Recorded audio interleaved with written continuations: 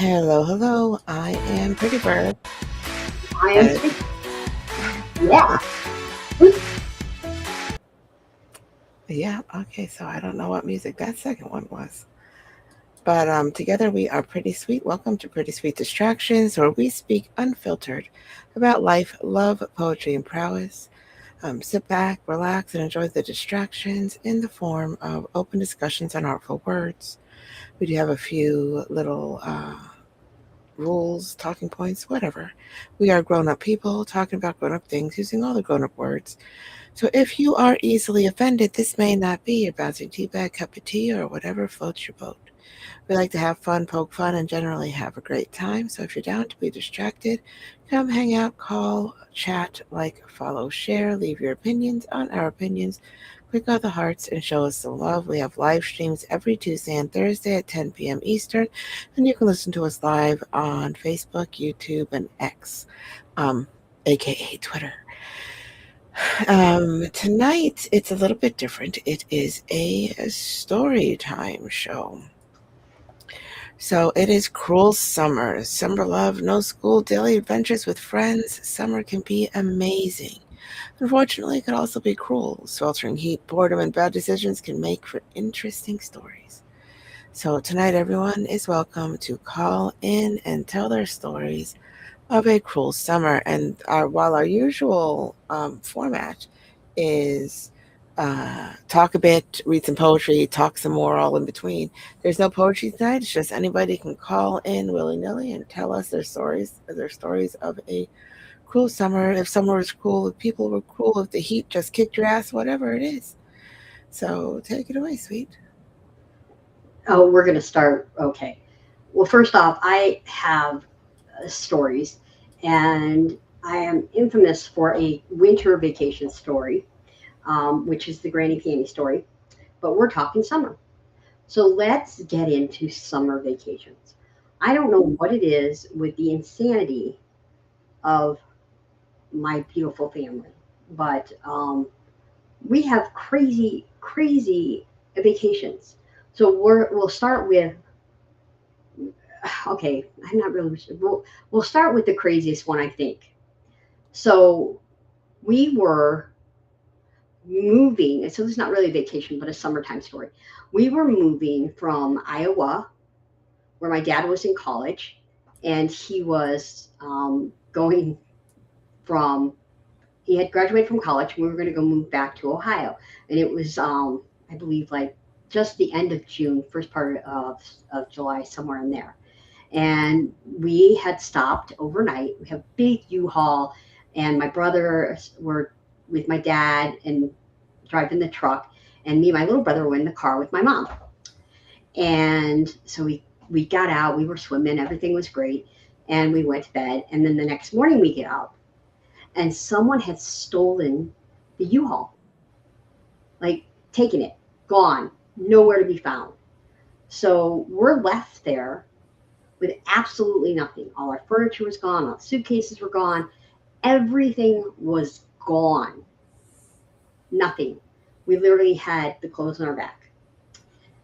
So we obviously we go back to Cleveland with nothing, and nothing. I guess they found the truck a couple of weeks later with nothing in it. So we had started with absolutely nothing. It's probably the cruelest summer of my life.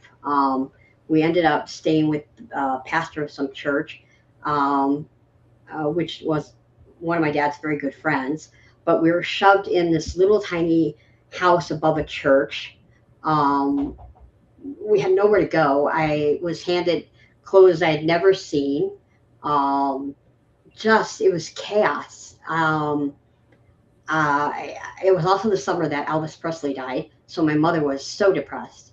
Um, so she was upset, and we're just you had no life. It was like everything disappeared on us. And the funniest thing that was ever said, because my we'll have a lot of stories with my other older brother in it, but he's just sitting on the bed in the hotel room, and he goes, "Well, there is a good side to it. At least we don't have to unload the truck." Which my father just looked at him and actually started laughing instead of getting angry, but it was great. It was just comic relief.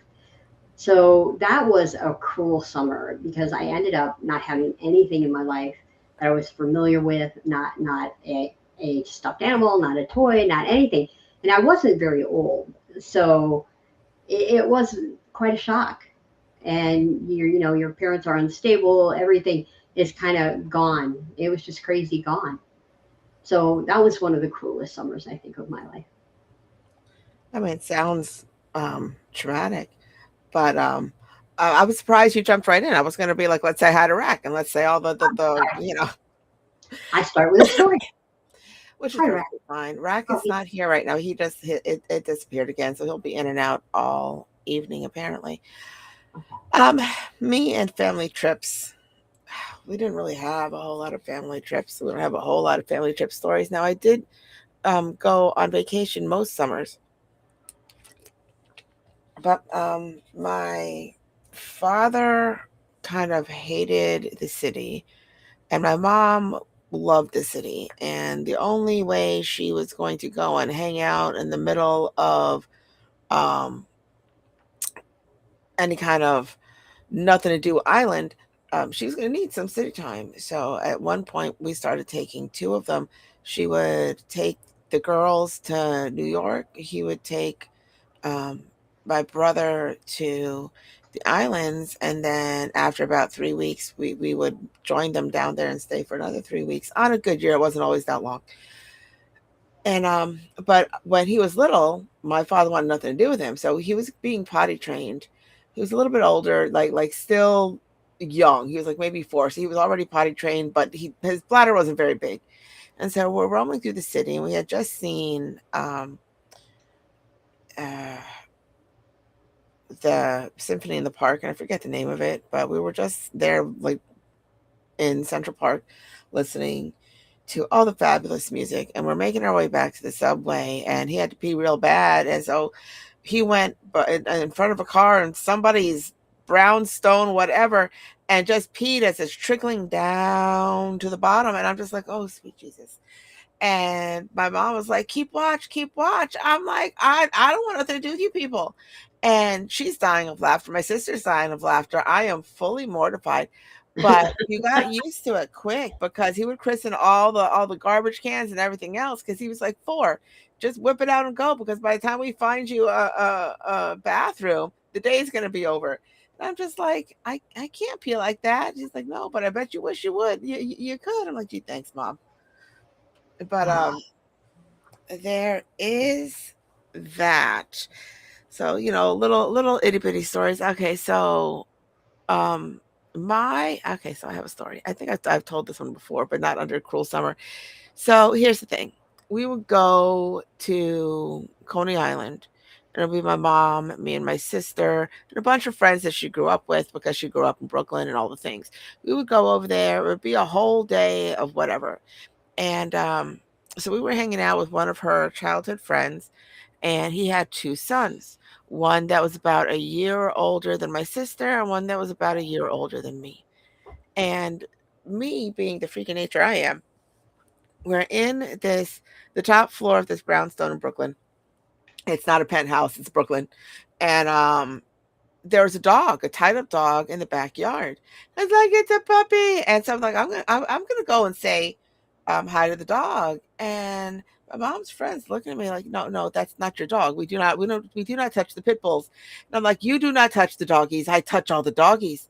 And so I went out there, and he sent the younger son to go with me. Now, to this day, he is probably one of the most handsome people I've ever seen in real life.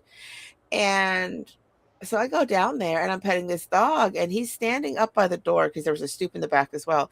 He's standing up by the door, and I hear like this chortle, like a huh. And I'm like, number one, what are you doing here? Because I didn't know I was going to be chaperoned. And number two, what are you laughing at? And he's like, that dog eats people. And I was like, no, he's a good boy. Look at all the belly rubs. He's like, I think you broke their dog.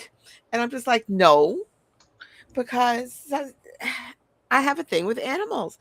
And everybody's afraid of that dog. And I'm like loving that dog. But that boy, let me tell you what, he was assigned to me for the rest of the time that night, all through Coney Island, all the things. And I didn't know until much later the extent of how he was forbidden. Us girls were forbidden to be eyeballed, talk to a certain way, hit on, any of that stuff.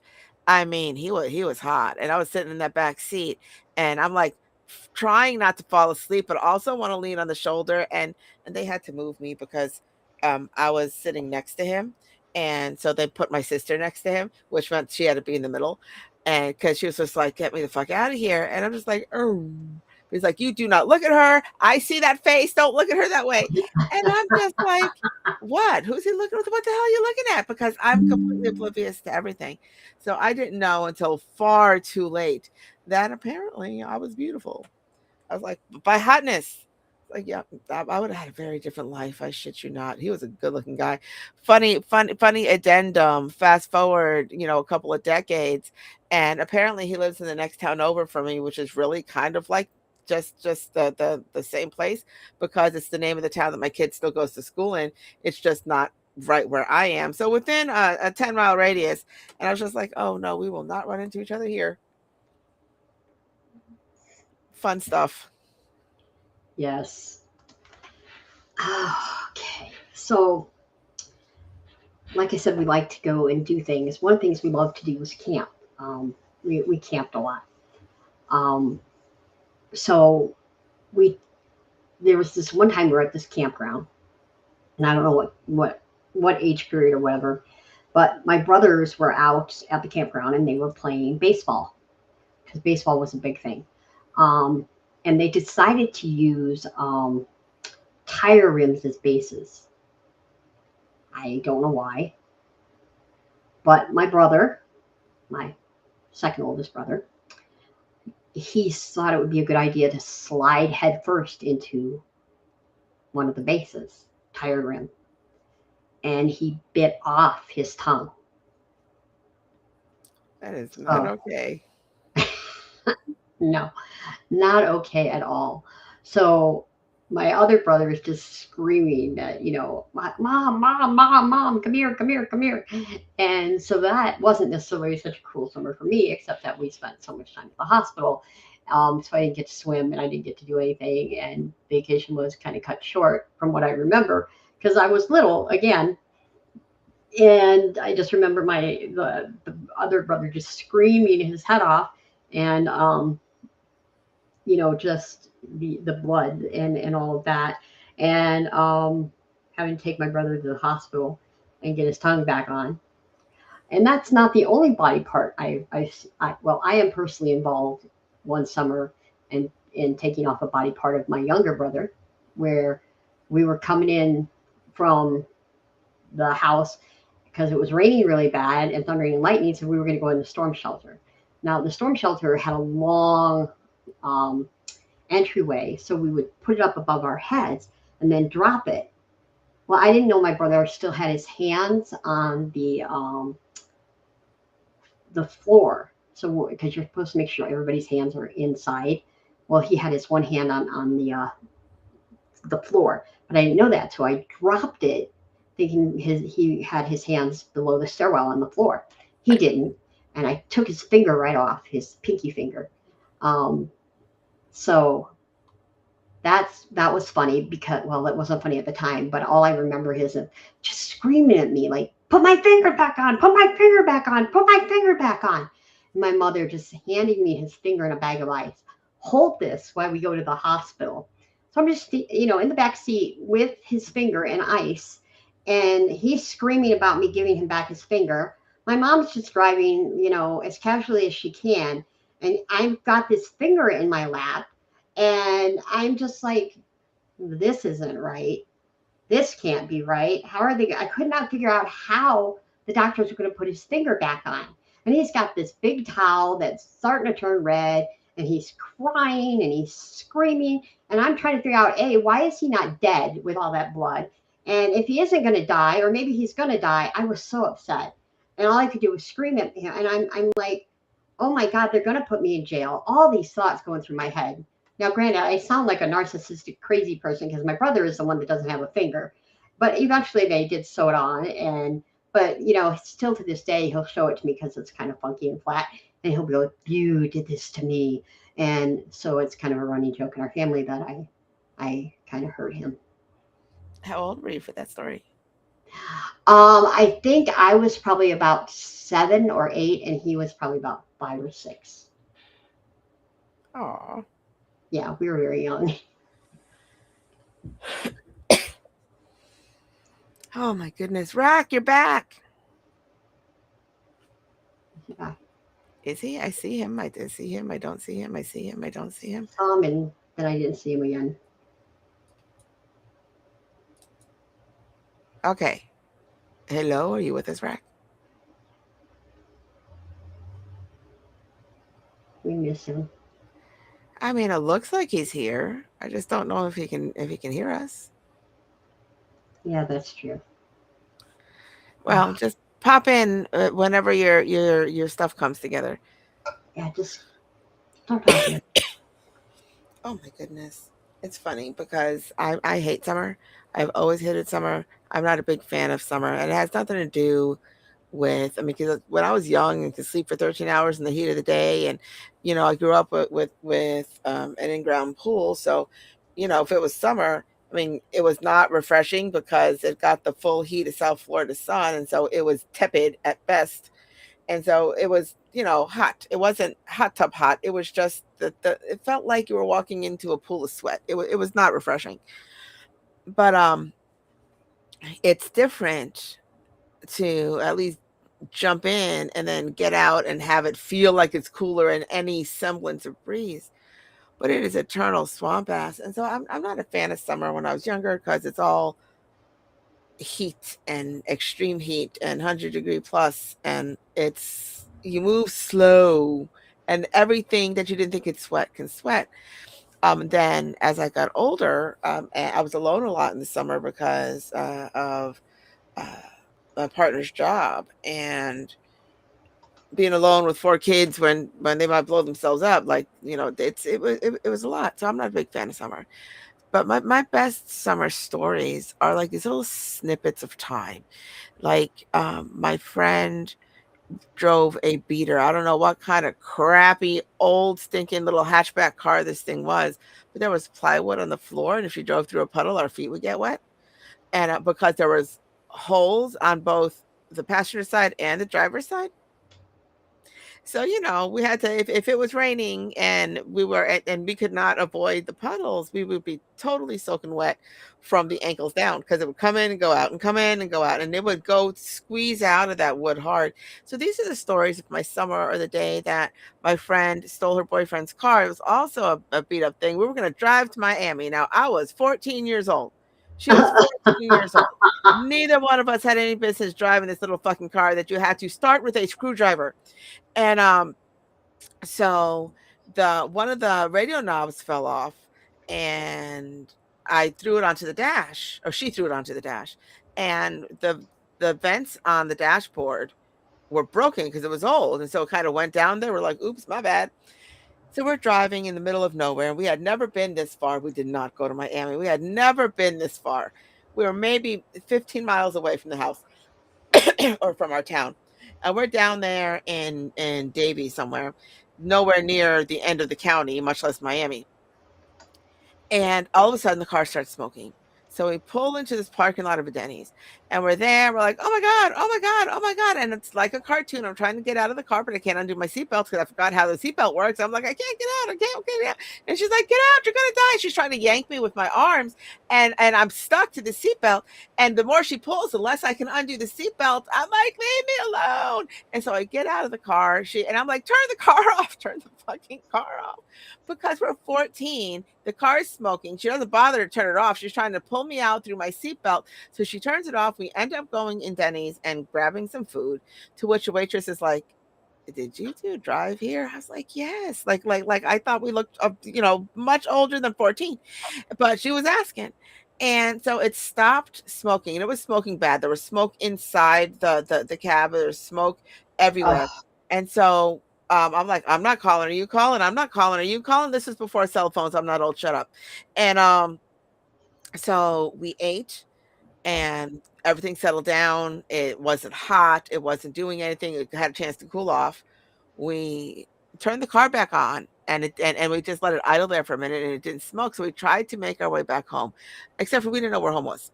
And the only way we knew how to get home was on the highway that we took down. So we were on 95, and knowing that the car was going to catch fire or smoke or do whatever it was going to do again, we still hopped on 95 to go north because we don't know from side streets. There was no GPS. So So we made it back in one piece. He never knew that we stole his car because, again, you started with a screwdriver and he was working. And then we walked back to her mom's house like nothing fucking happened. But I swear I saw my life flash before my eyes as she's trying to yank me by my arms out of a seat belted seat in an old beater car that we swore was going to blow up. I mean, I have such good kids. They would never. I mean, they might, but I wouldn't know. So as far as I know, they're good kids. Okay, I just want to point out the fact that you always call me the adventurous one, the one that did the crazy things. Well, I This didn't is, steal the car. She stole the car. I but just went with you went her. with her. Yes, I did. 14 years old, stealing cars, going away. I'm You just know, saying, practically blown up in the side of the road. It's fine. it's fine. That's awesome. Oh, oh, that's awesome. Oh, that's great. Oh, yes. You never got caught. That's the good point about it.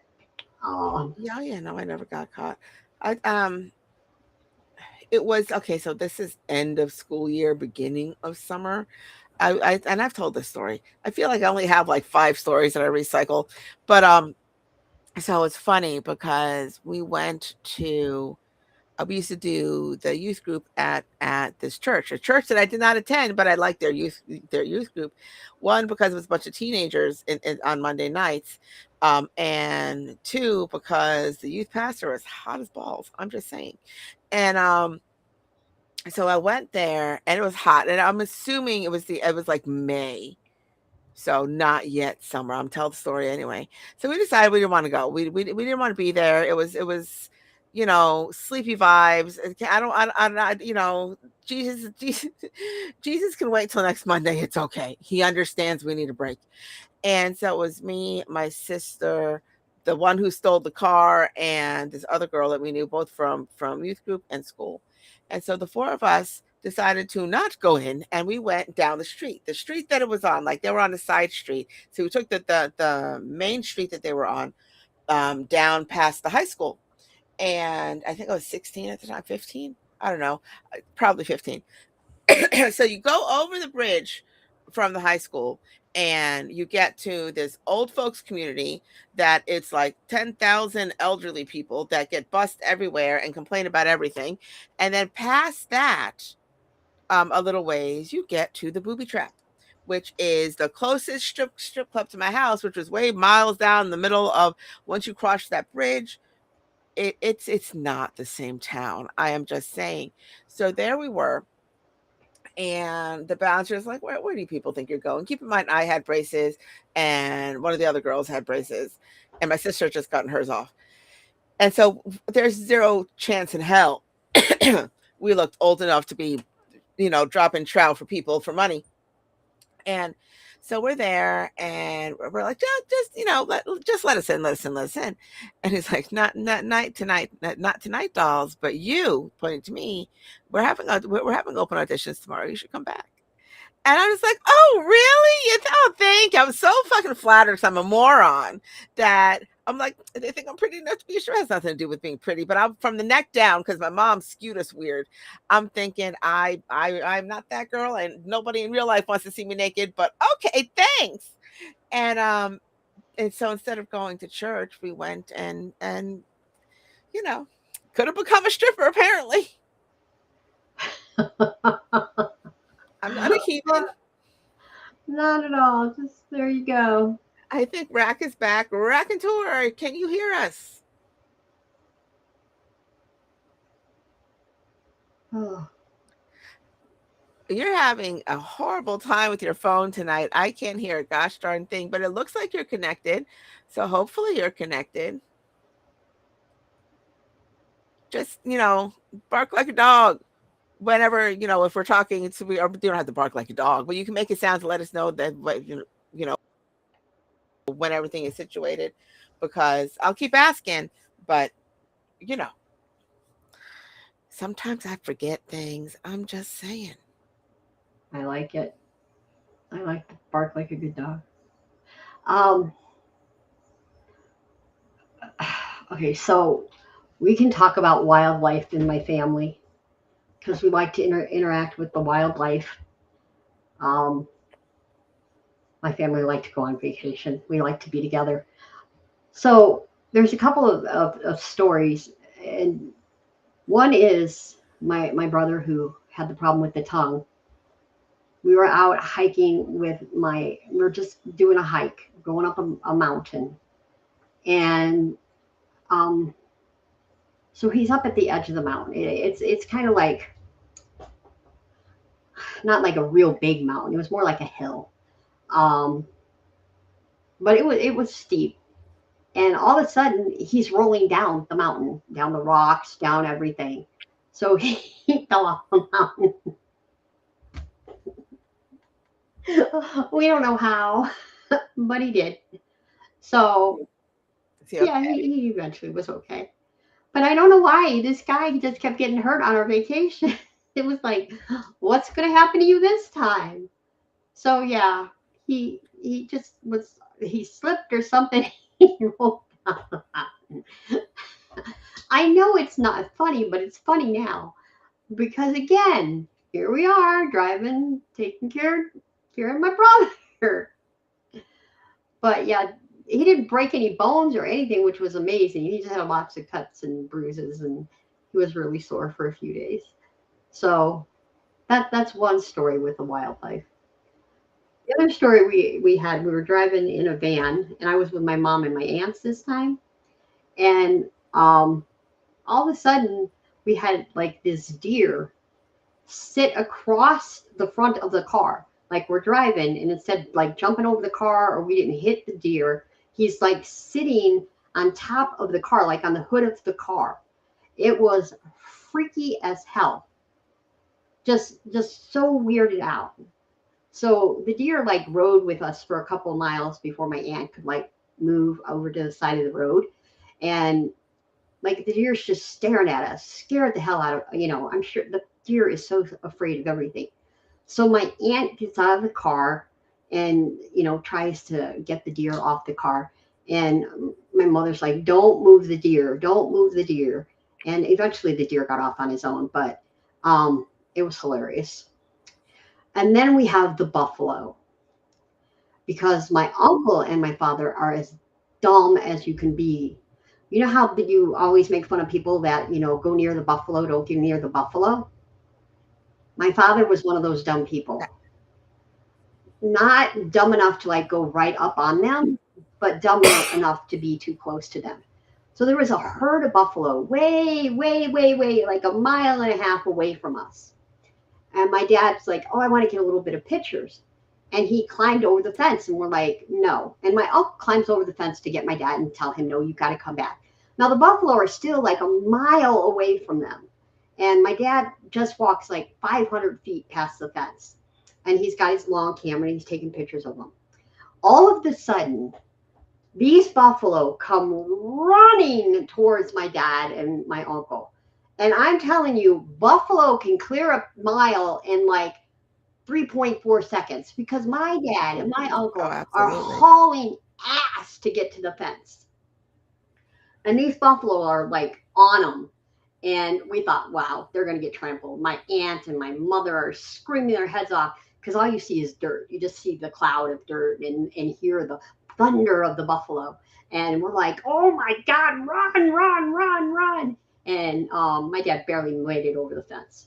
My dad is not Mr. Athletic, or he was not Mr. Athletic. He's a short little man, a little chubby man with little arms and little legs. I definitely have his body.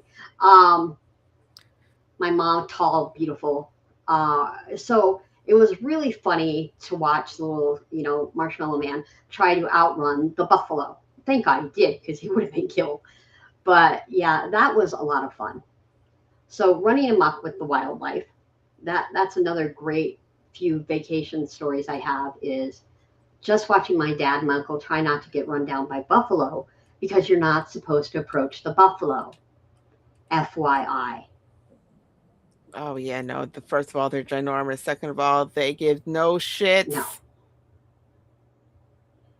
And I don't know if the flash from my dad's camera, because we're talking 1978, 79, or whatever it might have been, where, those cameras are huge and they're flashing them. And something pissed off the buffalo. It was probably my father.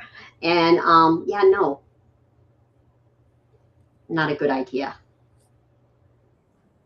You said a chubby man, short with short legs and short um arms, and my mind went to Cotton Hill, the Hank Hill's dad from King of the Hill, and the only scene that I ever remember is that I beat him to death with a big piece of fatty, and that's exactly where my mind Yeah. went. So you were saying about the church's youth pastor.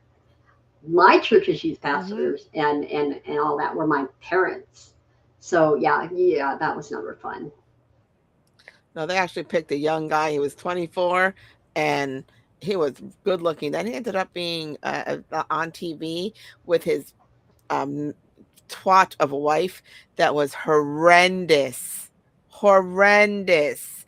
One of those people that um performs religion instead of is Uh-huh. actually religious, you know? She was just freaking obnoxious. I could not stand her, but they were both on they ended up on TV like 10 years later with their own like show on um what do you call it? I mean, I guess it's cable, but there's a name of what I'm thinking, kind of like Wayne's World, like that.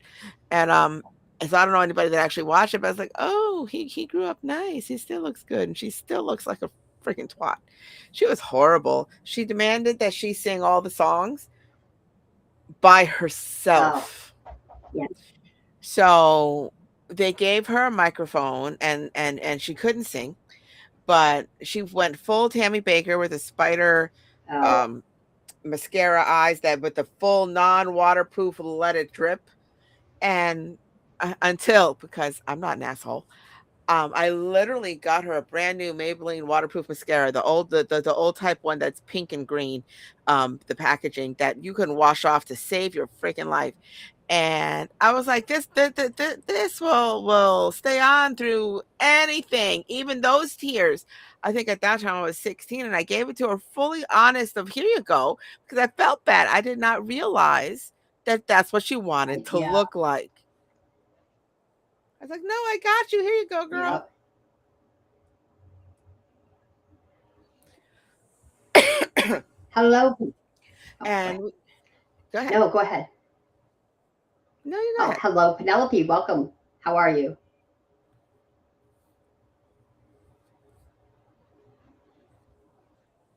Well, she says, okay, um if I let us know if you're going to turn your microphone on or not, just so that we know, because we want to hear all the stories and we hope that you're going to come and tell us your stories.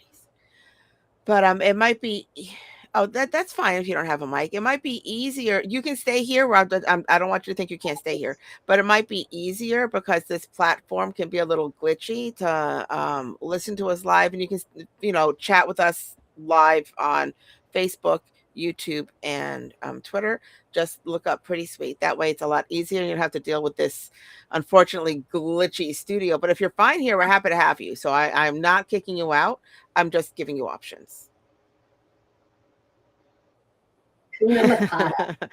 Earworm, Thank thank you. you. Yes. I love me some Oh, hi, Pumbaa. Dawn. How are you? That's awesome. I'm glad to see you. Hello. Um, okay, whose turn is it for a story? Um, I don't know. I got lost one. Oh, I went full. Here's some mascara Oh for the yeah, for to help you mhm. out. Yeah, Your mascara story. Yeah, scary story. Mascara, scary story. I can't say that all very, very quickly. you are so funny. I ended up going to Marco Island with that same youth group. Oh, did you? Oh Lord. Oh Lord. Oh Lord. Do I have stories? Okay. So that my 14-year-old summer at the one with the stolen Uh-huh. car. That 14-year-old summer was a lot of shit happened that summer. So we went to New York we were going to be gone 3 weeks total. It was 2 weeks in New York and 1 week in Puerto Rico. I don't know, I was gone 3 weeks. And back when it was all friends and family, I called from New York to my little crush guy that we weren't actually going out. We spent a lot of time together. And he's like, "You're gonna be gone for so long." I was like, "I will call you." And I called. I called twice a week. That was not free calls because cell phones were not a thing. Just to come home and find out that some new hoe had started youth group um, right before I left. I just didn't see her and threw herself at, cuteness. And they had an episode. They also were not dating. He got very handsy. I know unfortunate things. And I was all kinds of, well, fuck you then. Like, I was just like, whatever, don't talk to me. And to Marco Island with the youth group. Now, this is a giant resort thing in um uh not South Florida. It's on the West Coast over by Naples.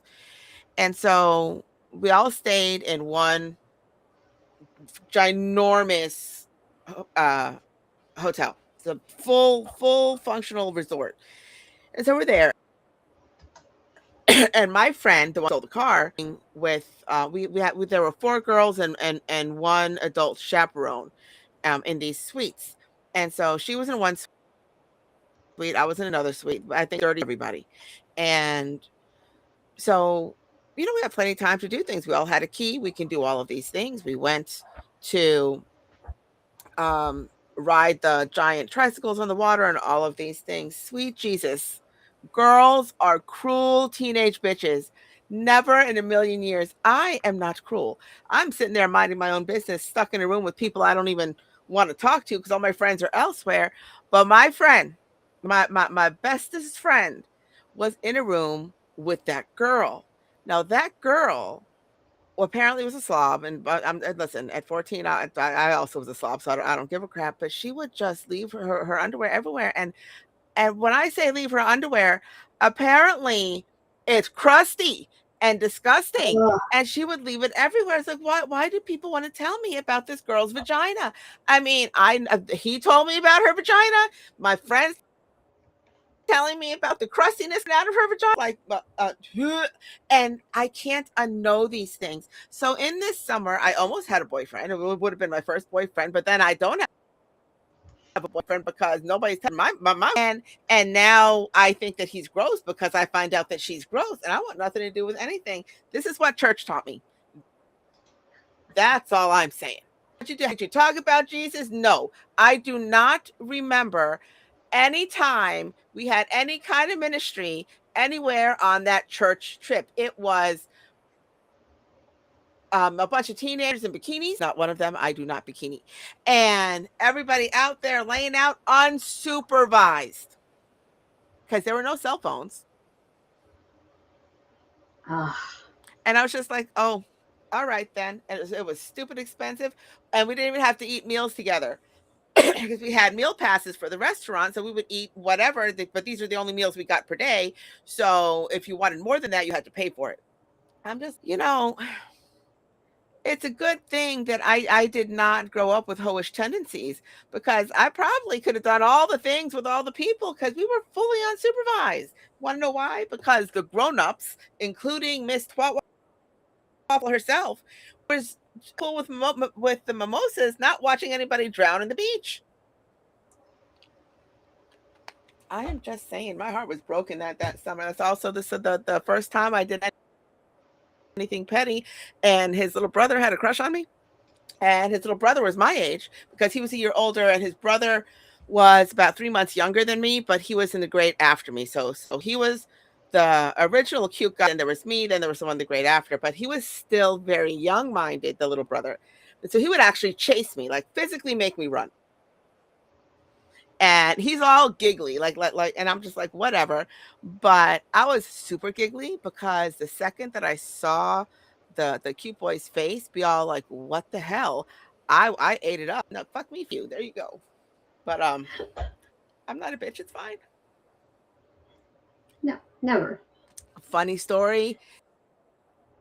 He is one of my friend's dad. So, he's still around there somewhere. Somewhere. You Ah. just can't get rid of people. Well, you're going to talk about I can't be. Go ahead.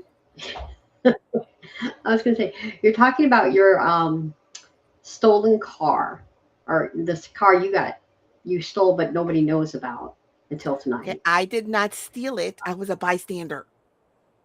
Okay, you were an accomplice, but you knew about it. Yes.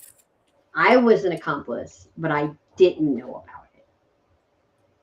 So this summer, I got arrested for Grand Theft Auto, but I didn't know it until I was in jail. That was a rough night. So there's an organization called Junior Achievement. I don't know if anybody knows about it, but I was part of Junior Achievement, Hmm. and I was up for one of their awards, their yearly awards. And the guy, my friends, who was up for it, also, blah, blah, um, was up for it. So he had told my dad at we met at the academy where him and I were going. He told my dad, after the dinner, I'll bring her home. My dad's like, okay, that's fine, not a problem. And so I would have been home about 11 o'clock. Um, Here's the thing, he won over me, pissed me off. But anyway, so we're driving back to the city we're both from. And it was probably like a 20-minute drive from where we were to where we had to go. And the police come up behind him and they turn on their siren. I'm expecting him to pull over. I was laughing at him. I'm like, oh, what did you do? Did you not use your turn signal? Did you run a light at yellow? I'm like, what did you do? And all of a sudden, he freaking puts his foot on the accelerator and he's speeding. He's going through red lights. He's going like across the medium.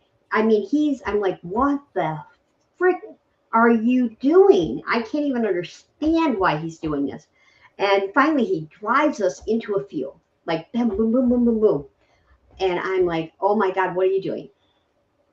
A cop comes on the side of my door, opens the door, pulls me by the back of my dress, puts me on the ground, screaming at me, put your hands on your head, he pulls my arms around, handcuffs me, picks me up by my arms, and throws me in the back of a police car. I have no idea what's going on. I'm like scared. I'm crying. And he gets in the car. He's driving me to police station. He goes, why'd you steal the car? And I'm like, I don't know what you're talking about. I swear to God, I don't know what you're talking about. He goes, you knew he stole the car. What are you out for a joyride tonight? What are you doing? And I'm like, I don't know what you're talking about. And I'm just crying. And he's like, well, you better get a good lawyer because it doesn't look good. And it just like really intimidating. So I get to the little jail and they put me in this little tiny room, no windows, no nothing. And I'm just sitting there. And, they thank God they took the handcuffs off and all that. But I'm sitting in the room and the police officer brings me a pad of paper and he goes, I need you to tell me everything that happened tonight from the time you met him, everything. So I wrote my statement about going to the dinner, about how he had told my dad and everything like that. So he comes back in the room and he says, okay, he says you had nothing to do with it. You had no idea that he had stole the car before the dinner. Um, and you're free to go. He goes, I'll let you use the phone in my office and you can call your dad. And I'm like, oh, heck no. No, no, no, no, no. There is no way I'm calling my father at 3 a.m., who's probably in a panic, just absolute panic that I am not home. I was due home at 11, that I'm sitting in a police station almost 30 miles away from him. No way, no how, no, no. You're going to call my father and tell him where I am. Absolutely 100%. No, I'm not calling my minister father to tell him that no, ain't gonna happen. And this cop is looking at me. He's like, I'm sure he'll just be happy that you're okay. No, no, no, no, not gonna call my dad. Not gonna call my dad. It's just no way. It can't be. Can't do it. So he finally did call my dad for me, and my dad came down, and my dad was just so mad because as soon as they arrested me, they were supposed to obviously give me a phone call, so I could have called him then and told him what was going on, and he could have been there to support me. But I never did see that kid again. Obviously, my dad turned it over to the family lawyer, and I never have any. I have no idea what happened after that. And I was 16 at the time, so it was very scary. Oh, I bet. I have never been arrested, never been in handcuffs by a law enforcement officer anyway. I have yeah, no. I'm the one usually my friends call to be like, I'm in trouble," but I'm also the one that would laugh at them because you're an idiot, because my friends were idiots, not that you're an idiot. But, oh, yeah, no, I'd freak the fuck out. But my father would let me rot in jail, no lie.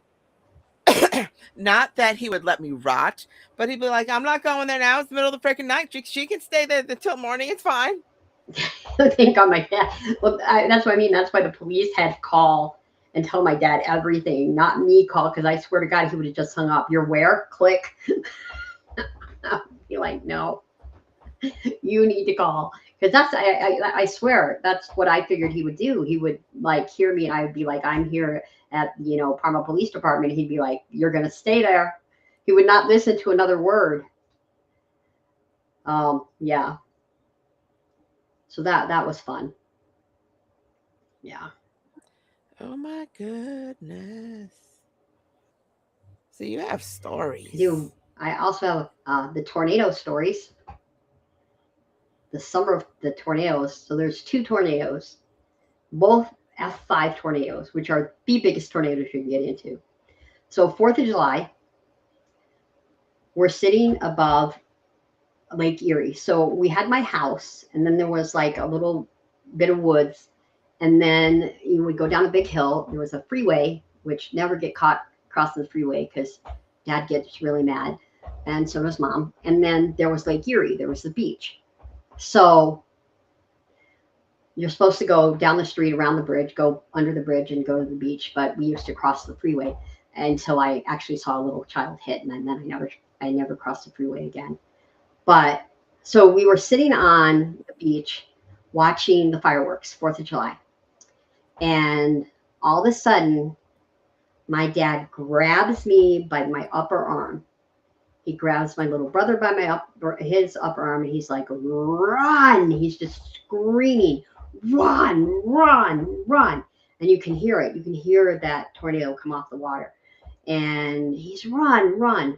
So as we're getting into the storm shelter, the biggest tree comes down into you. I watch it kind of fall into the kitchen.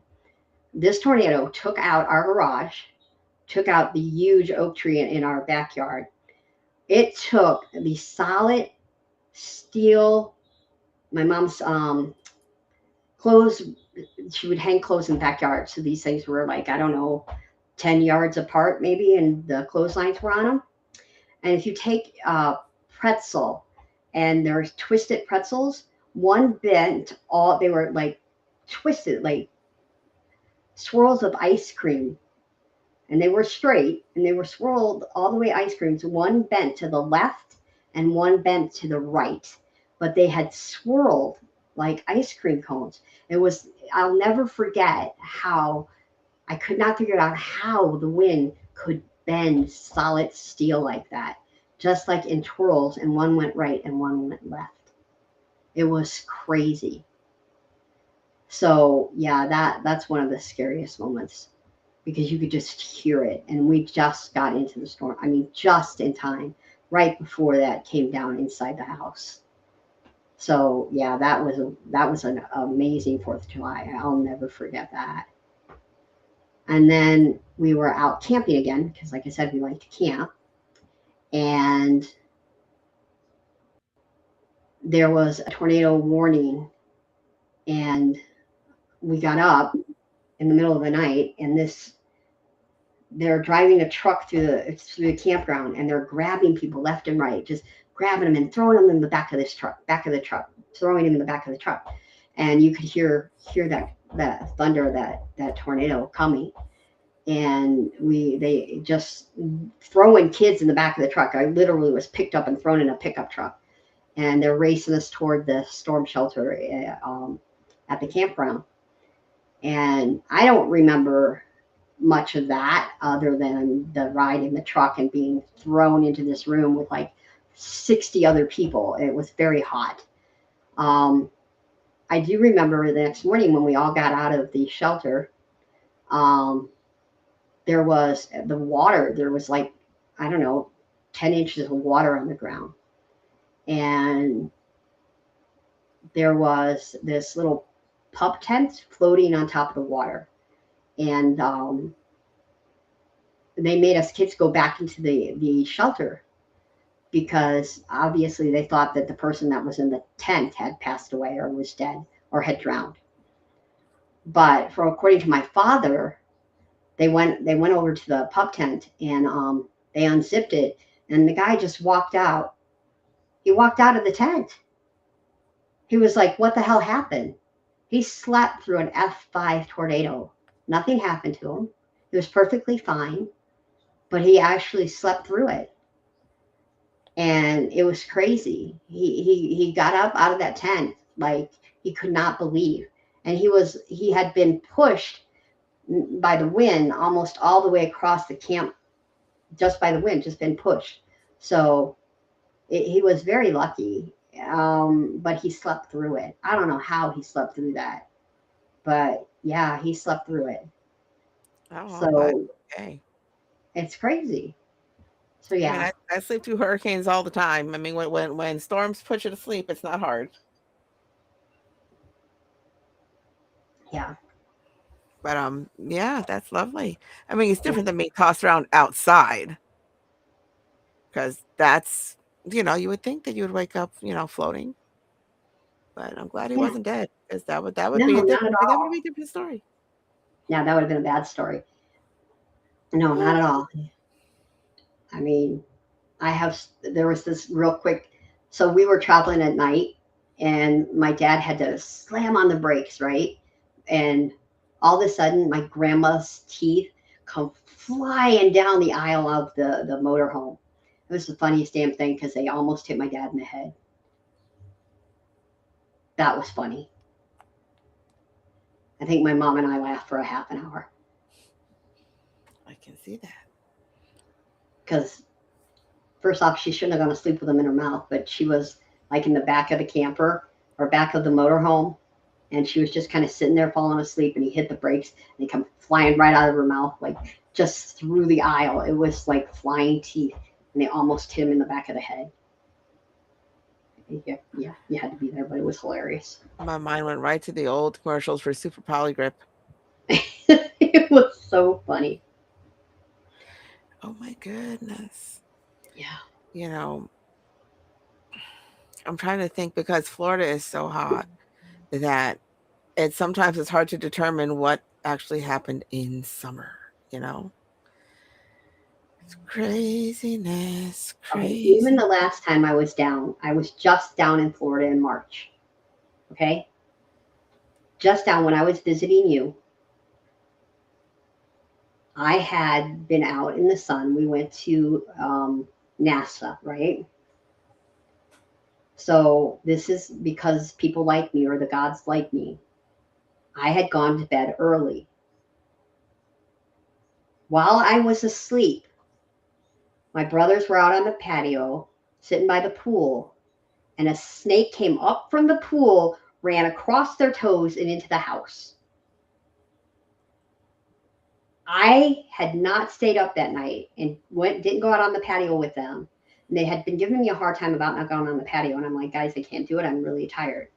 Do you know how freaked out I would have been if I would have been on that patio? I mean, I've lived here a long time. I mean, snakes happen. I don't do snakes. I am scared to death of them. But something always happens. We either interact with somebody very strange or we interact with wildlife. I I mean, have been in sounds that like pool. Florida.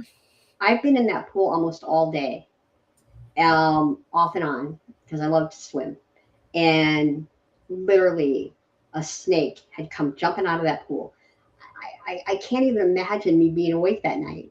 And my brothers were laughing. Oh, we would have wished you would have been on the patio. That would have been funny. No, no, that would not have been funny, guys.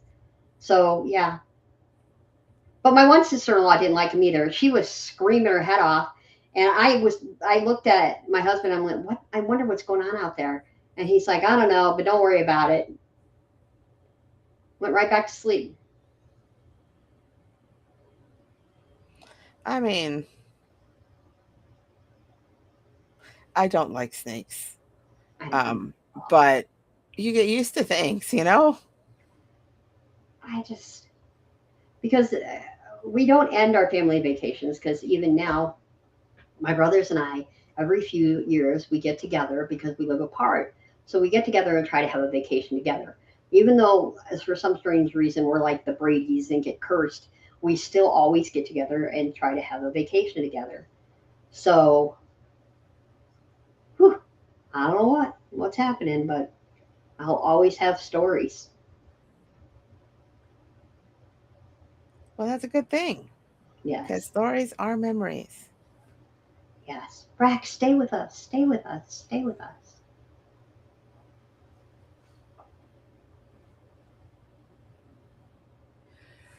Oh my We get. goodness.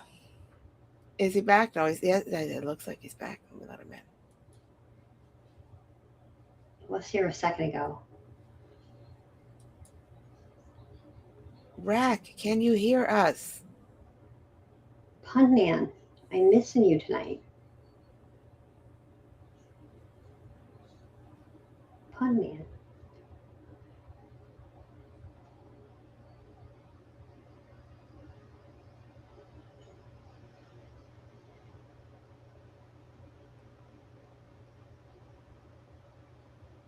Oh, good. Can you hear us yet, Rack? Right, right.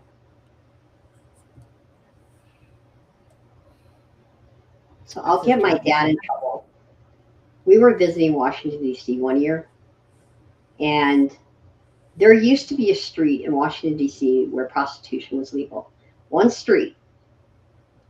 And my dad used to know where it was. So for some strange reason, he wanted to show my brothers. Well, me, I'm in the car, my mom's in the car, but he wants to drive down this street.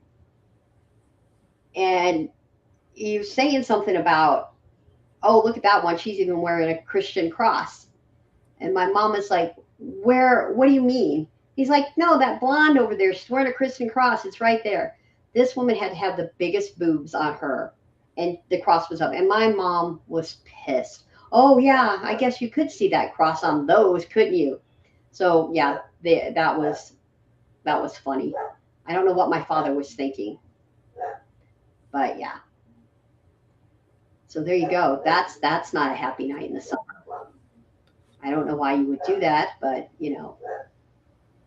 my father didn't, you know, but that was hilarious. He's trying Oh, to the get. memories. Rack, can you hear us? Back. It looks like you're all attached. It looks like your mic is on. It looks like all the things. Just feel free to interrupt us when your phone decides to do the thing or Restream decides to stop being an asshole. Oh my goodness. Yeah, because people are kind of tired of me talking. I mean, I tried to talk. Oh, sorry. I'll be quiet. You don't have to be quiet. Just maybe we take turns.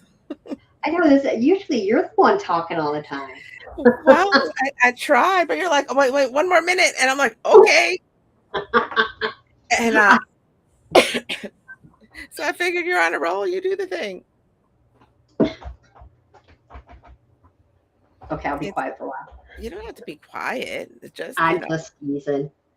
But back when I only had the one child, uh, we would go to the Air and Sea Show in Fort Lauderdale, like back before they changed regulations and they still had it, where there's millions of people on the beach, and you've got all of the military planes and all the stuff, and they're dropping watermelons like bombs and all the stuff. We had this giant enclosed with construction fencing space. So there was like, maybe 20 of us in here, plenty of room to walk around. Nobody had to touch anybody. I had my 10 by 10 um uh like show tent, my little craft tent there for all the babies and whatnot. And but everything else that was out in full sun. So my then 3-year-old child climbs up onto, they stacked up 3 coolers so that he can get up there. And he sang, before he was so shy he couldn't speak. He sang, um, God Bless the USA, tip to tail at 3 years old at the top of his lungs, standing on 3. And everyone's like, yay. And I'm sitting there dying because, I mean, I've seen it before. He's adorable. I'm like, woohoo, you're awesome. But I am dying in the sun, full humidities, full sweat, you go under the shade, child. I'm too hot to move. Maybe my fat will rend and melt its way underneath the shade, but I cannot. And this girl, one of my sister-in-law's friends, was like, I know exactly what you need. I was like, I bet you do. She was loud. She was obnoxious. I was like, whatever, lady. She comes up to me and puts a red Solo cup full of ice.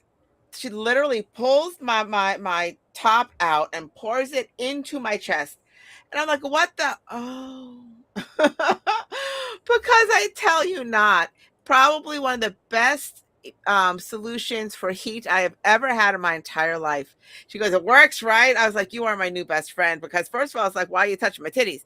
But um, something happens when your entire thoracic region, when you're overheated, then you've got big boobs, and then they're overheated. It affects everything. But that instant ice that I went and tucked underneath everything and into everything that she shoved into my bra cools that down. And I promise you, when that is cool, it's like when you're covered up at night and it's cold, but it's too hot under your blanket, so you stick your foot out, so it's nice. That's what the ice does. It no longer feels frozen. It feels like, oh, like it's the closest thing to air conditioning because it cools all of your organs down real quick. And when your core is cool, apparently the rest of you doesn't give a shit about the sun. So that was a interesting experience, on a beach with a million people, to have my little spaghetti strap cami pulled straight the f out like this, titties to the world, with little built-in shelf bra, and then just have ice dumped in there by some strange woman that you only met there because she's a friend of somebody else that they came. Fun stuff. That's the day I let a stranger touch my titties. Oh, that's awesome. And I swear by that, if you are out in the hot sun and you're melting and you're not there to lay out or to be in the hot sun, just put a couple ice cubes underneath your boobs. You're welcome.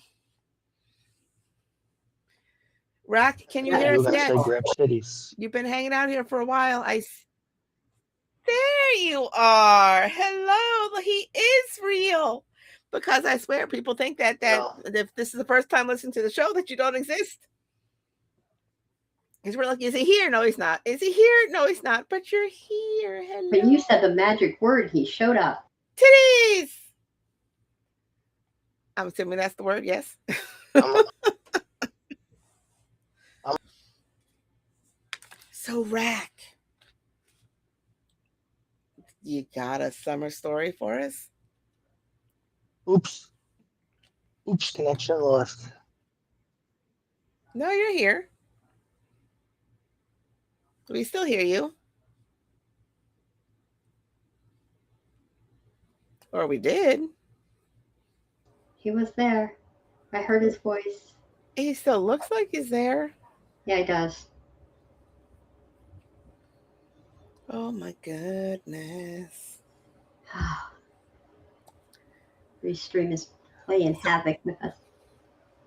So a million. I can tell you about the worst day. I mean, it is a cruel summer, right? I'll watch me cry. I cannot tell this. My kids laugh at me because I told one of my children, and they're like, "Ask Ma about the ducks." What ducks? You know, the baby duck. No, they torture me. Worst day ever. Okay, I'm so not over it. All right.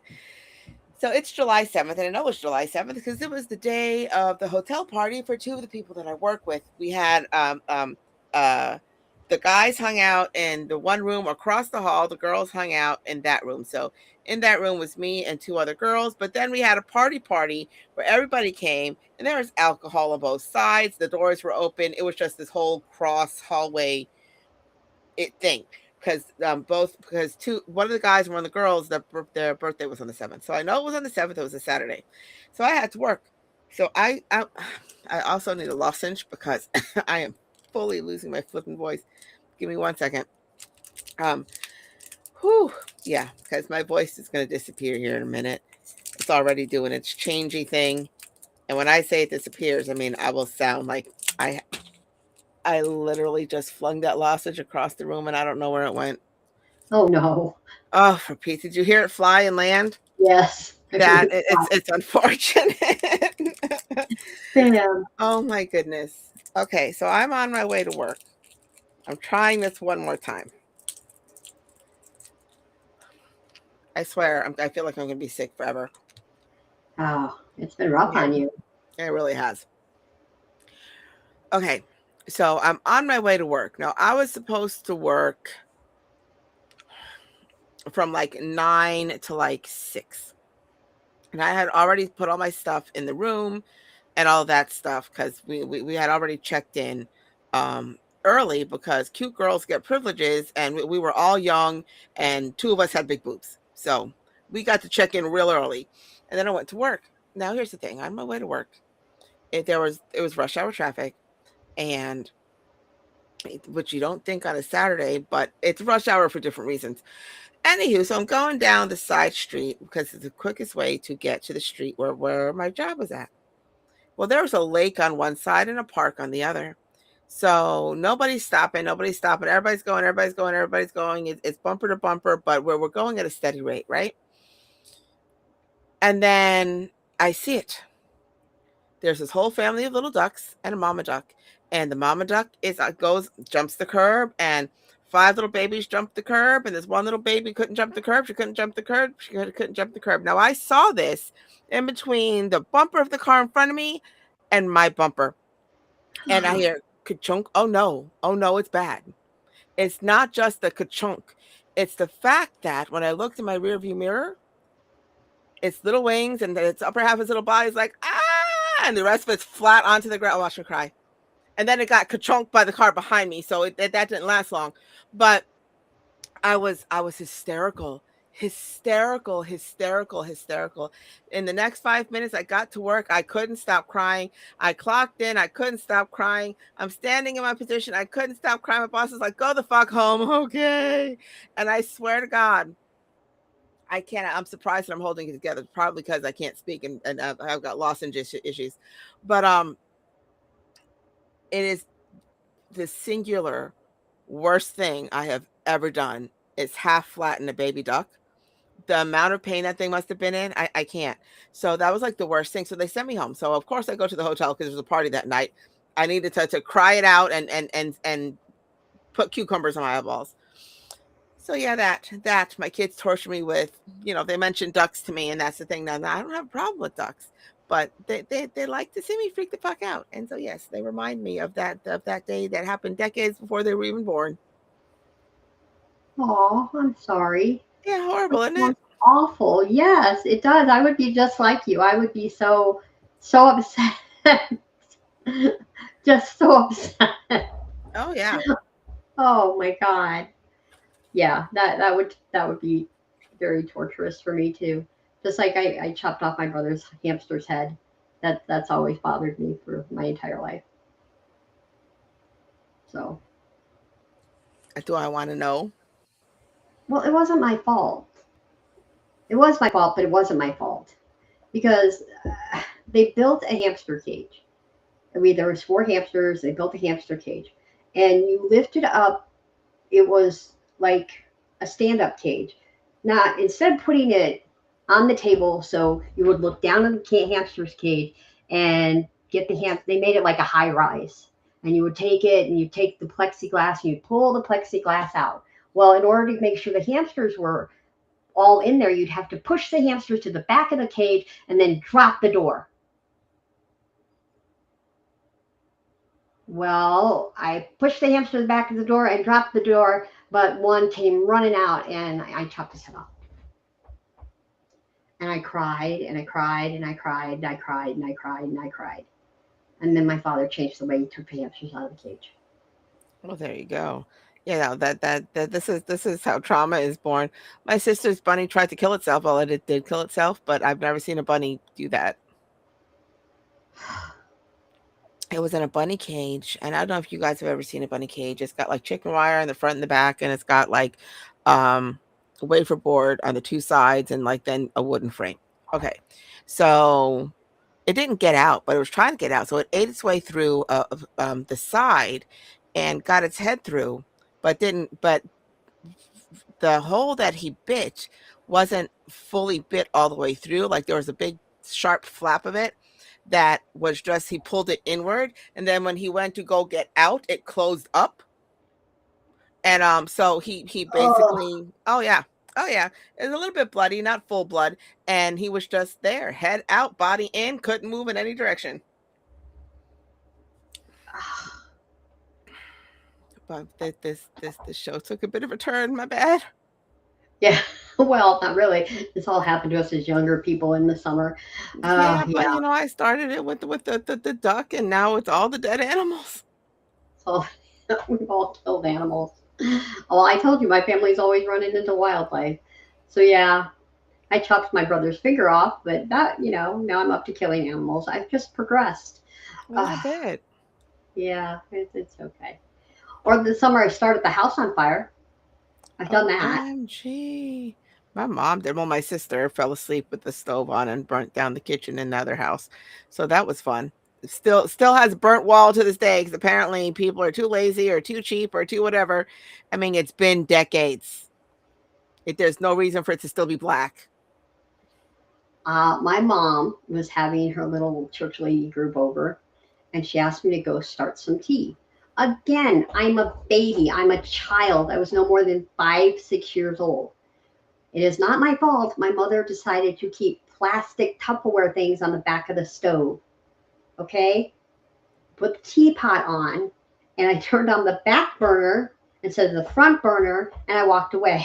And my mom walked in the kitchen, and all the back stuff, back wall, and all the little things that were on the back of the burners were on fire. Bye, Dawn. It was nice having you. So,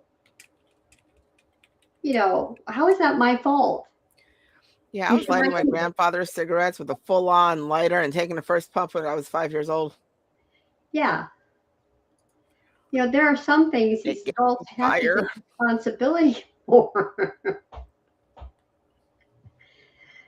You don't let the 5-year-old, put on the tea kettle, especially when she can barely see the freaking top of the stove to begin with. This is true. I mean, what's little melted plastic? It's fine. So it lit up the whole back of the My kitchen. husband almost burned down my house with pork fat on the grill. Oh, So it was right. summer, and he was doing a whole shoulder picnic with his skin on. Now they do it all the time, other places, but there was no fat trimmed, and this was not a giant grill, and he was not roasting this, you know, in uh he was roasting it over the fire, not just over the hot coals. Like it wasn't moved to the side, it was direct heat, not indirect heat. And I'm like, you may not want to do that. You may not want to do that. You may not want to do that. So he started it skin side down. And then he decided to flip it over, where all of that juice held in by the skin ran down the sides and into the coals. And I have a full-on butt flamed shape on the side of my house that I cannot get rid of. Now, and I say this because he literally, the inside wall of our house was getting hot. I was like, but it was melting the grill. I was like, I don't care how you do it. Move the fucking thing out into the middle of the driveway. So he ended up being able to move it. He did not get hurt. The entire grill disintegrated, like full on melted, like the metal melted. But it was so hot. The flames were so high that it was coming out the sides and the back and all the little holes. And so because it was coming out the sides predominantly, it had a big whoosh going left and right and then up together in the middle, kind of like that, like the ace of spades. And that is the shape that is on my wall on the outside of the house. Oh, And my. because it's got paneling, it's going to stay that way until I can redo the whole freaking house, which is not going to be anytime soon. So fun stuff. That is fun stuff. It makes me wonder how long he would have kept it there if I didn't say the inside of my house is getting, the wall is hot. Do not burn down the house. Don't burn down the house. I sat out there and watched that thing burn just to make sure it didn't catch leaves or anything else above it or whatever on fire, and I didn't have to call 911. It smelled bad. And Ugh. he was so upset. He didn't give a shit about the grill. He's like, but it looked perfect. He's like, and now there's no roast. I was like, oh, Now there's no roast. but And we now I still don't have a even get to house. It's fine. There's still a house. It's okay. There are worse things. But oh yeah, it's funny. Do you have a story before I go on to fireworks, like backyard No, fireworks? go ahead. Okay. Go.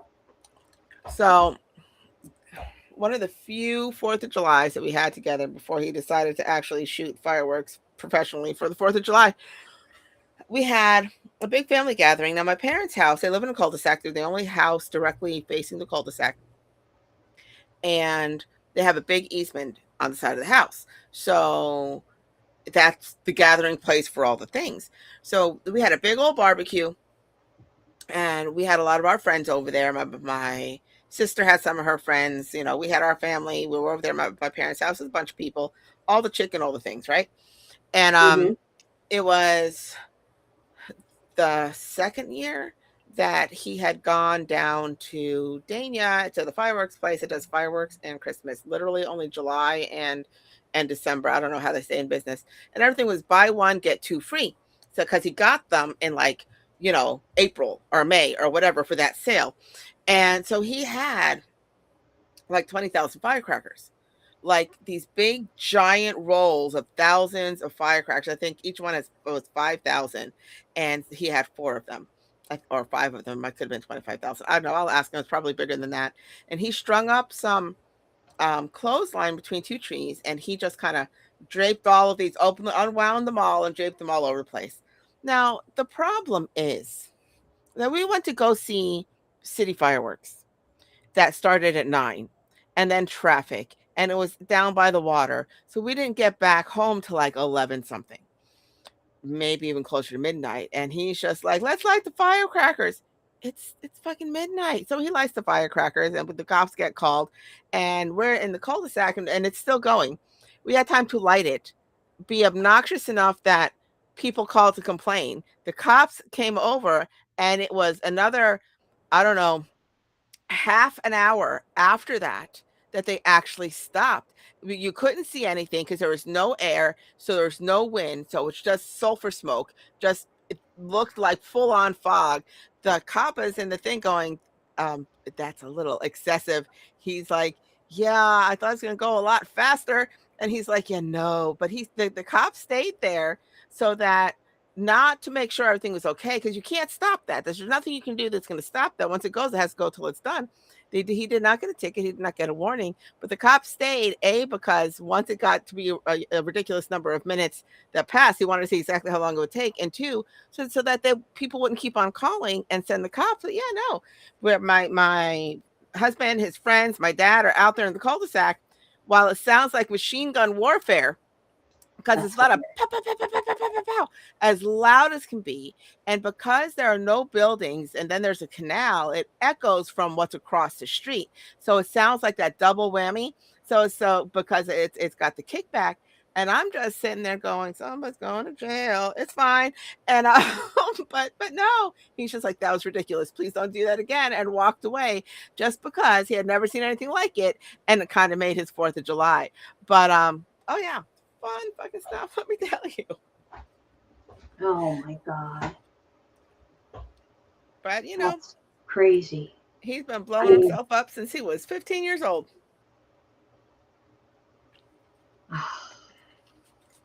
That one was his brother's fault, though. Oh my yeah. goodness. It's funny because he was absolutely loving it, and I absolutely hated it. I don't like firecrackers. I don't mind fireworks, even the ones you light in the middle of the street. I don't mind actual things that fly, but I don't like firecrackers because they serve no purpose. They're obnoxious. They're loud, and this was absolutely freaking ridiculous. I was like, never again. He's like, my bad. Okay. Maybe, maybe not. Yeah, but I find myself, it's funny. Once you get the 4th of July taken from you, like Yeah. I can't celebrate the 4th of July. Back in the day, I used to take my sister and my kids, my sister and her kids. We would go down early, make an evening of it, have them watch the fireworks on the beach that he used to do, and then sit there, relax, stay there a while, maybe eat something on the way back, and then try to traverse our way home through those millions of people. But when I moved up here, I am not driving down there just for fireworks. So it would have to be a weekend. And sometimes I would, sometimes I wouldn't, depending on what day of the week the fireworks are on. But yeah, he's never around because this is what he does for a living. I don't begrudge him that. But people are like, what are you doing for fireworks for the 4th of July? Not a damn thing. you know. And my dog doesn't freak out, which is good. The kids used to shoot things in the driveway when they were younger, but I always hated it because they would just shoot things, and I have to make sure that they're not burning anybody's house down. Right. So we don't barbecue, we don't whatever. I don't, and it's like the worst day of the year for me because that's one of the biggest shows of the year, and and like this year he had 3 shows in a row, and on the 3rd, the 4th, and the 5th. And so until all that's over, I can't relax because, I've seen people blow themselves up. It is not pretty. It is not okay. I do not relax with my anxiety until I know everything is okay. So Oh, the 4th of July does not exist. it's nothing fun. Not even a little bit. Not even a little bit. No. I mean, he used to rent. He used to have hotel rooms that when he was doing the Fort Lauderdale show that were right on the beach, and right. Okay, so A1A in some places is right there, like right on the sand, and so this was just a little bit south of that. So the back of the hotel faces the water, the front of the hotel faces the street, and across that street was where they would be loading up to shoot the fireworks on the barge. And so I would hang out there all day. Everybody would come visit me, go to the pool, go to the beach, do whatever.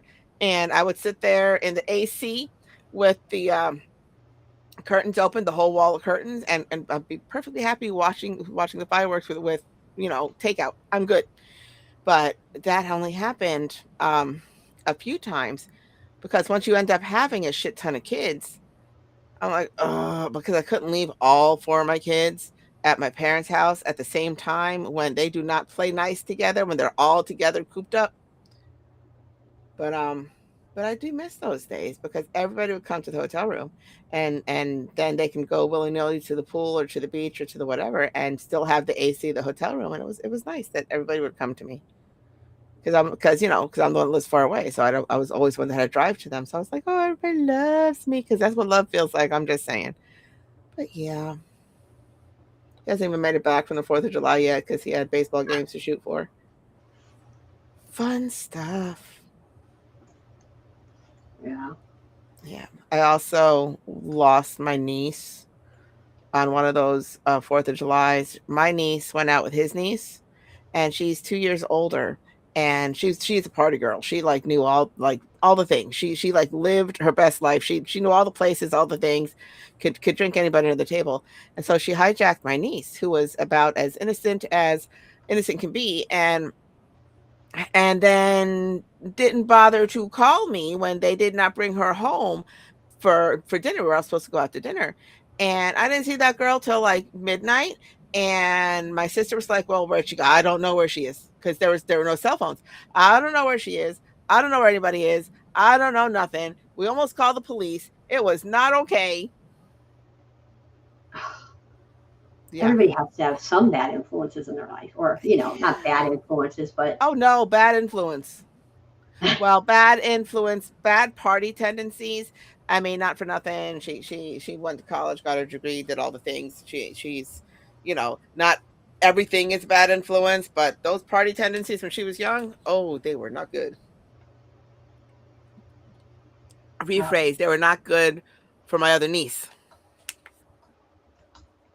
okay. Because, two different worlds, two different worlds. I wonder if that's the difference between growing up in Fort Lauderdale proper and growing up in the suburbs. Because my niece was full suburbs and she was, 15 minutes from the beach. I don't know. I don't know. I was full suburb Yeah. for a while. I don't know. Part of my life I was full city because when I was younger I lived in the city, big time. And then when I got to be about 11, 12, we moved out to the burbs. So it's like half and half. It's funny. I never really thought it made a difference as to who you are, you know? But I Yeah. guess whatever you have access to is where you lean, you know? Like we lived a whole lot farther than 15 minutes away from the beach, but so it was more of a full day experience, not a I'm going to catch some rays before work kind of experience, you know? Interesting stuff. Interesting stuff. It's Good. kind of interesting. But I don't think I ever really thought about it because for me, the beach was everywhere. I mean, not a very good beach, mind you. I mean, the Lake Erie's beaches aren't always like something you would want to jump up and down for, but it was something that some of them were all right. You just had to find the right one. So Yeah, I am so partial to ocean beaches because it's a different I know. experience. Yeah. And so I don't even like the Gulf here. I live on the nature coast. And so for those who don't know, there are like 15 different coastal regions in the state of Florida. And they're called what they're called for a reason. And so I live on the nature coast. You want to know why it's the nature coast? Because it's a swamp. It's a bog. It is floating grass and alligators as far as the eye can see. And you don't get to any, oh, that's funny. I was going to say, you don't really get to any clear water until you get to clear water, is Water. probably why it's called clear water. Because, Oh, but you never, Tiffany. yeah, because it's here, it's kind of brown and mucky. And now it's perfectly fine. It's not dirty. It's just because it's all kind of wetland marsh instead of full beach sand, the tannins from all those leaves get in the water stops being blue. There's nothing wrong with it, and it's you don't get the waves, you don't get this. And the Gulf side, their water is different anyway, but and it's beautiful when you get a little further south when you're not in the nature coast. So they have a little beach here that I wouldn't. They have like dirt and a seawall and like a dock, and I'm just like, no, I will not touch that water. But then they built a whole entire beach out of a quarry, and it's a lovely place to go to visit. It's all enclosed. Nobody's gonna get lost. And I'm like, this is a sad, sad semblance of whatever it is, because I literally grew up um, a direct shot 5 miles from um, from the ocean. Now, I say 5 miles in a straight line because it is. That is an easy 30 to 45 minutes on a good day because there's traffic lights every 2 seconds and traffic is ass. But it's literally a straight line down the way. And so when you have access, even if you don't use it, it kind of it kind of spoils you against things like the freaking nature coast of Yeah. disgust. Okay, I'm gonna take that back because here's the thing. There's a couple of little parks here that go out to the water, and come February, if you go to these parks and these waterways that you can swim in designated areas, it is chock full of manatees giving birth, and it is amazing because they will like sardine can themselves in there, and they're massive, and their babies are still massive, but they're so sweet, and I can sit there and watch them all stinking day. I love manatees.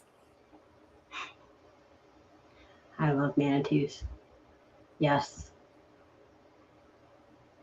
manatees are beautiful. They are. They have this mating dance where the girl just kind of floats there, going around in a circle, and the male goes around her, like physically above, around, below, like that, wild twisting. And it seems to happen in slow motion. So he's twisting while spinning around her. It's like I can't do two things at once. How are you doing two things at once? But it looks like a ballet. It is so soothing to watch. It's so gentle. This does not happen fast. It's a very slow kind of thing. I mean, they're manatees. I don't think they do fast. And if they did, they're kind of floating giant potatoes. It's very weird.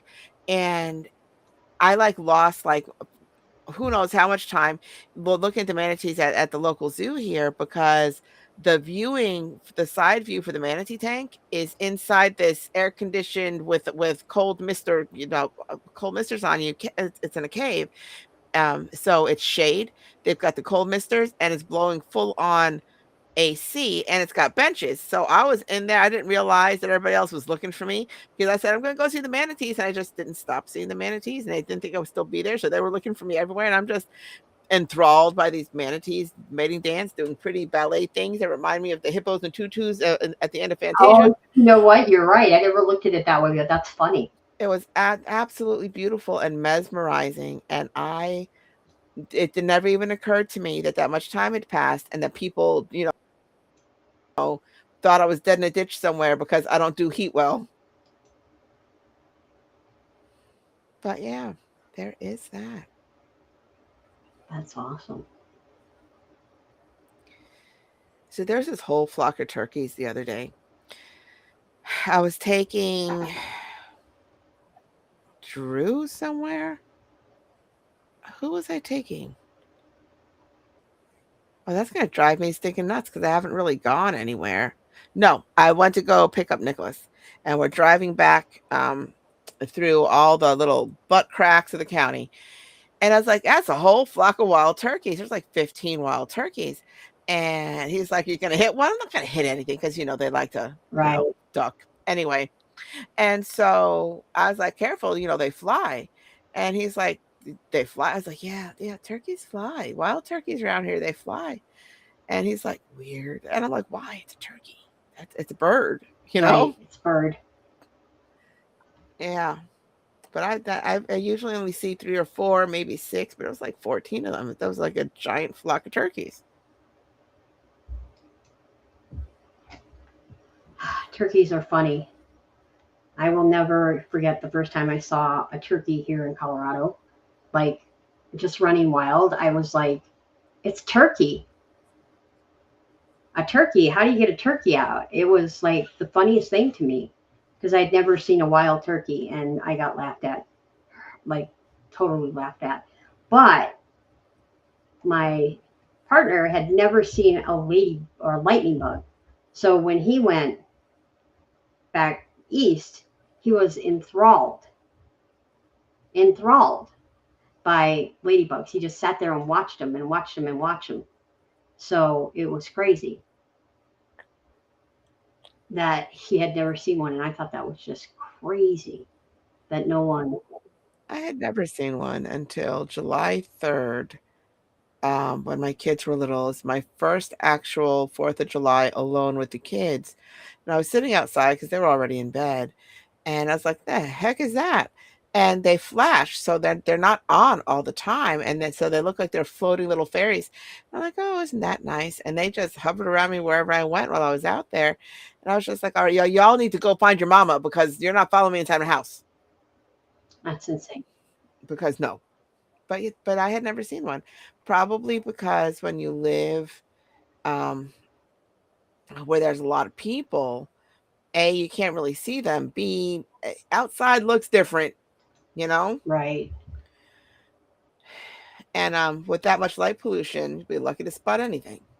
I know they were But he always kind of like fairies to me. We had tons of them when I was growing up.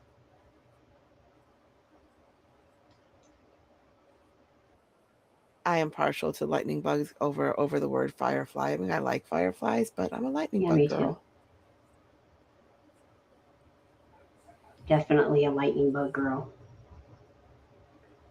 So we've got that going on for us. So You know, I never saw. I had seen pictures of a Luna moth, and one of my friends sent me a picture of this big giant male Luna moth. And I was like, I've never seen one in real life, ever, ever, ever. And like 2 weeks later, I'm in the shed and I hear this kind of rustling and tapping and this kind of weird, kind of sporadic sounds. I'm like, what the hell is that? And I open the blinds on the shed thing, and there's this giant fucking bug, like huge. Like the hell is that? So I go outside and I sit on my outdoor swing that was there, and I can see the outside of that window. It was this big fucking Luna moth, absolutely beautiful. They are horrendous from underneath. That is just a big ass fucking bug. And I get that butterflies are bugs, but they're beautiful, you know, on the outside. I don't need to see the underbelly. Like I didn't even notice that it had wings. I was so focused on how big that body was. That was crazy. I've never seen one, so It that would scared be me. cool. Oh, they're huge, huge, huge, huge, and absolutely beautiful. So beautiful. But yeah, but no, that's a big bug. It is a big bug. It's funny. My son wanted to grow them, and so I bought him a couple of cocoons. Only one of them hatched, and he was fine, and we watched him unfurl. It was absolutely beautiful. Now, when they form their wings, they do not have mouth parts. So Luna moths, they have sex and then they die. That's pretty much it because they don't eat. So he took the whole kind of butterfly um, net cage thing Mhm.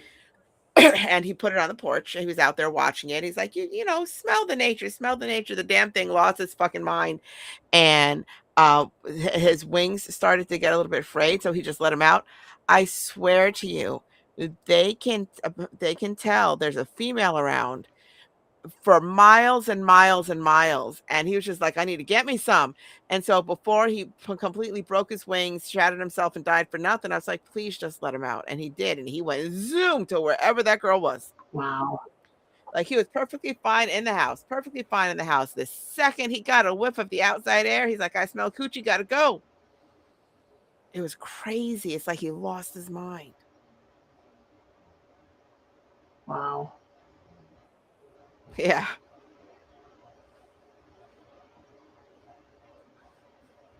That's kind of cool. I mean, I would love to see one. I never have. As a, I mean, it's kind of amazing. Their cocoons aren't that big and they unfurl really, really slowly. And you're like, how the hell is that going to look like this beautiful moth? It takes hours of the drying upside down, and they have to dry, vertically so that gravity kind of pushes all the things. It was an interesting process, an unexpectedly long but interesting process. And when it's done, it's almost like it's a Christmas present. They're so beautiful.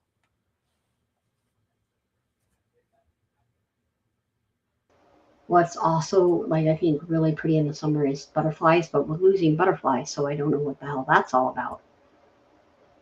I used to be able to like go out and see tons and tons of butterflies, and we don't see that. I don't get to see that as much, and that's kind of sad. So They're still all over the place do over you? here. I mean, I'm sure you're right. I'm sure it's a global thing, but I kind of live in the wilderness, so they're still pretty much everywhere.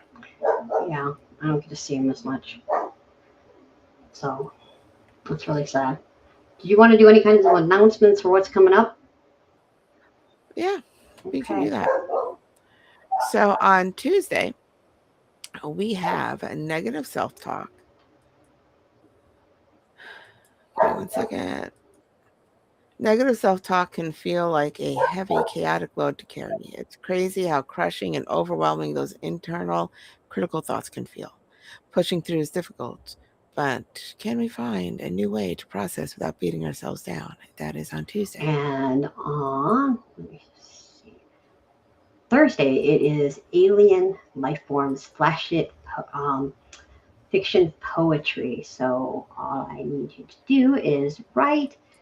Let's see. Intelligent life isn't always easy to come by, but we can't be alone in the unknowns of the universe. Do you believe in alien abduction? What if Earth is just a tourist destination for extraterrestrials? Let your imagination run wild in 500 words or less. So write some flash fiction for us, and I'd love to hear it. I'm very excited about that night. What else? I'm sorry, my dog's going crazy. So if you would want to finish that up, I will put him on mute for a minute. Are we doing closing announcements? No, not closing announcements, just where they can find us and all that, just regular announcements. Okay. So we go live every Tuesday and Thursday at 10 p.m. Eastern. You can listen to us live on YouTube, X, and Facebook. Just type in PrttySweet, PrttySweet, sweet, all one word, distractions, and like, follow, share, do all the things. Or you can listen to our archives at PrttySweet.podbean.com, where you can listen to everything we've ever published. And you can find us wherever you listen to your podcasts, Apple Podcasts, Spotify, all the places. Again, type in Pretty Sweet, and that's PrttySweet, no E, sweet, all one word. Click on the red shoes and follow us to hundreds upon hundreds of hours of us talking about all the things using all the grown up words. We do go live every Tuesday and Thursday. If you want to have your poetry or your works featured on our show, we do have a group on poetry.com that you have to be a member of in order to submit. So if you're interested, do that. It's all free. And yeah, that is what is going on. Back to Okay, you, so Sweet. I saved one of my worst summer stories, and the craziest summer story, I think, was the first year I moved to Hawaii. I was 17. It was in the middle of the summer, and I burnt myself. I mean, I burned myself. I ended up having to go get pain medication from the hospital. I stayed inside our apartment with just a cool sheet on for weeks, just weeks. You could not touch my skin. Um, I had sunblock on because I am very fair, and I still burned. I crisp fried myself. So during that time, I found out I was pregnant, and I was throwing up everywhere. I could not stop throwing up. I had morning sickness almost for 7 months with this child, just almost every single day, every single day. It was horrible. And then, on top of all of this, I ended up getting the chickenpox. And I don't know if you know what it's like to be having peeling skin, throwing up all the time, and end up with chickenpox. I think that was the most miserable summer of my life. It was hot, it was humid. We didn't have air conditioning in the military housing that I was at. I was itchy, I was bumpy, I was just literally awful to live with. Um, I was so sick. Oh, and grumpy.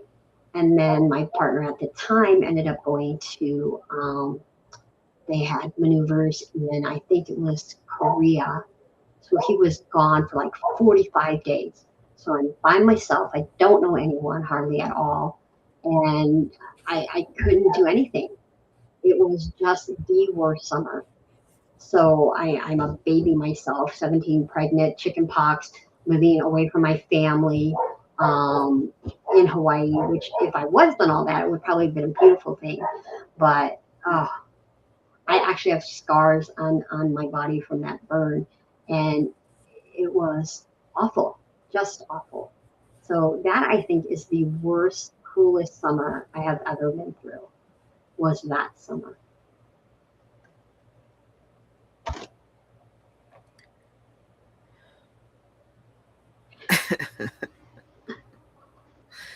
I do not envy you. I do not envy you at all. It's funny. I had told the cat story where my kid stomped on the head of a kitten because I told him to catch it, and he did.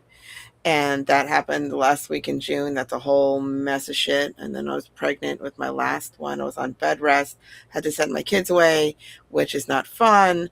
And then I was alone on bed rest. And how they're like, you can't stand long enough to make meals and do whatever. But it's tis the season, and I was on bed rest. So I got packed a cooler with all the things. I didn't have a mini fridge and a shit ton of ice for all of my drinks and all my things that I kept by the bed, so that I always had things to couldn't go and get whatever. And it was a miserable, miserable time. And so my bed rest ended up looking like I was in the family room sewing some shit on the sewing machine, leaning back like I'm not fully sitting up so it doesn't count, and then laying down on the couch for every 20 minutes. So I may have cheated. But yeah, it's a rough thing when you've got a high risk pregnancy and you can't even mother the kids that you have because they will run willy-nilly. So you had to send them 5 hours away to your parents' house, and then just to be left alone in case of emergency because job shit. So I feel you. It is absolutely fucking miserable, and it's 100 fucking degrees. With 100% humidity. Sucked, but it ended well, so I can't complain. Mine ended well also, so can't complain too much either. But it was miserable getting there. Good Lord. Yeah. So it was one of those wonderful things that you just have to get out of your system and go. I So, mean, you gotta do what you gotta do given the circumstances, right? yeah. But yeah, I think that was the worst of the worst. Other than flying down mountains, avoiding all of that thing, all of those things. So we did our good times. We had our good times together. So I mean, it sounds like a natural place to end the show. it does. So we just went through everything that's coming up. What else? I don't know. That's pretty much about else. Other than we had a great time tonight, and we hope you did too. But if you did not, Absolutely. you can, of course, fuck all the way off. Fuck all the way off. Fuck all the way off. Good night, everyone. See you on Tuesday. What can